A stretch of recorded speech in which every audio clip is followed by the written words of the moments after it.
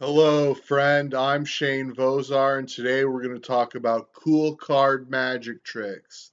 Some of the most common magic tricks that you will see being performed at shows are those that require cards.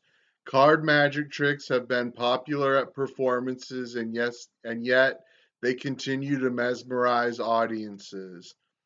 There are many different types of card tricks that make use of various techniques to achieve their level of surprise and astonishment among audiences. Here are some simple card magic tricks that you can try out on your own. Abracadabra card trick. This card trick is a self-working card trick if you know how to do it step by step. This card magic trick requires 21 cards from any deck. In order to perform the trick, try to deal 3 rows of cards into a table with their faces up.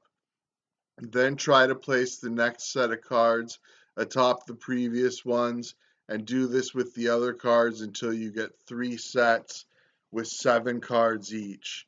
Make sure that you lay them on the table with each face of the card visible to the audience. Get a volunteer and ask him or her to think of a card from any of the 3 groups that lay on the table. Tell them to remember it. Next, try to let him or her tell you from which group that card belongs. Once told, pick up the group of cards and then place it on top of the chosen group with the other placed at the bottom of the chosen group. Next, try to deal the cards the same way as you have done previously by laying the cards in groups of 3 with 7 cards each. Now ask the volunteer from which group the chosen card can be found. Once the group is given, carefully collect each group of cards with the chosen group still sandwiched from the other 2. Once the process has been done 3 times, you are now ready to choose the volunteer's card. Now hold the card face down in your hand. Try to ask the volunteer if he or she has heard about the word abracadabra.